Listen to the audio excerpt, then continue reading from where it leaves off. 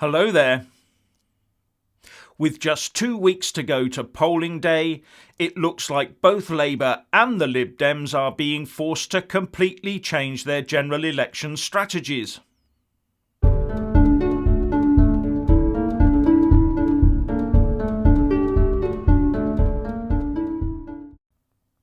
It looks like Jeremy Corbyn and Joe Swinson have been forced to re-evaluate their whole general election campaign strategies in the face of polling data showing that Boris is on the up while they are going nowhere. The latest YouGov poll, for example, puts the Tories on 359 seats, Labour in second place with 211 seats, the SNP in third on 43 seats, followed by the Lib Dems on just 13 seats. That would give the Tories a majority of 68 MPs. And the BBC is saying that Labour now believes that it overestimated the threat from the Lib Dems and took its eye off of the risk of the Tories directly taking their voters from them. And it says that Labour will now be targeting Leave voting areas, trying to win back those people who want to leave the EU but who also no longer believe that the Labour Party is on their side. To turn this one round, they've got to do several things. The first is to try and neuter the threat from the Brexit Party that is actively engaged in pushing the message that Labour is now just an Islington elite and doesn't really want to achieve a proper Brexit anyway. And some Labour voters might be taking this Farage message in and actually be planning to vote Tory instead of for the Brexit Party. So I would expect Labour to be going out hard with the message that the Farage crew is just Tory light. On the Brexit front, Corbyn will need to convince Labour Leave voters that any negotiated deal he puts up for a referendum really will be a credible option, and not just a hidden tick-in-the-box Remain tactic, and that may well be a tall order verging on the impossible. He also needs to really hit home with his domestic policy agenda. But his attempt to claim yesterday that the Tories were just about to sign away the NHS to Donald Trump seems to have completely backfired on him and reduced his already negatively rated credibility. But the BBC says he will be deploying more of his troops into Labour Leave areas, giving freer rein to his shadow cabinet members who want to leave the EU with a deal rather than remain in the bloc. But the risk here is that his party will then be seen to be pushing a divided message. Not only that, but this move is not exactly one of inspired genius, is it?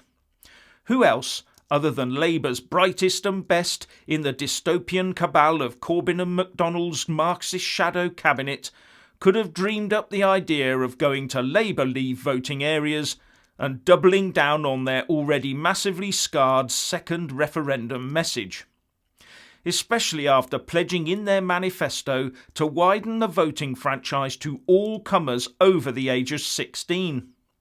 An absolutely marvellous utilisation of their electioneering time. Success must be assured. Then there's Joe Swinson and the Lib Dems. It turns out that they've just cottoned on that their policy of revoking the Article 50 letter and reversing Brexit by sending an email on day one has tanked with the voters. So they're now going quiet on that, says the Express, to concentrate on a Stop Boris Johnson message.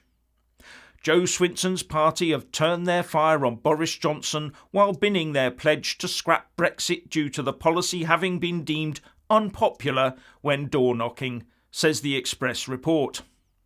And it also says that a Lib Dem source told The Times, "It hasn't been a popular policy.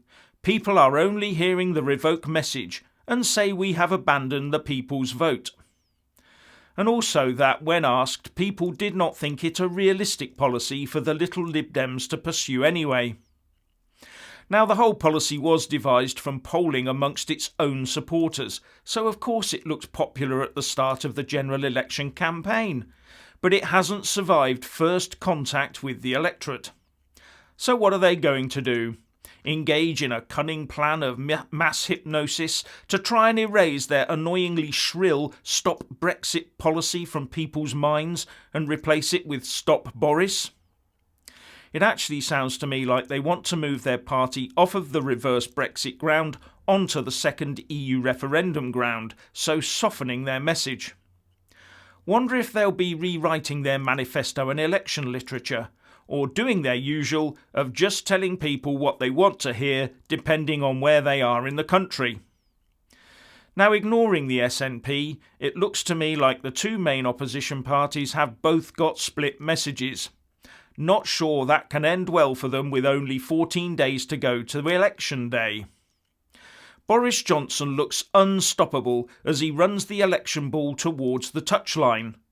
But he could still drop it if and when he faces the BBC's Andrew Neil. Anyway, what do you think? Please share and comment, and thank you for watching. Please do like and share this video, and also subscribe to my channel. And when subscribing, please do remember to press on the little bell next to the subscribe button. That way you'll get an alert every single time I put up a new video.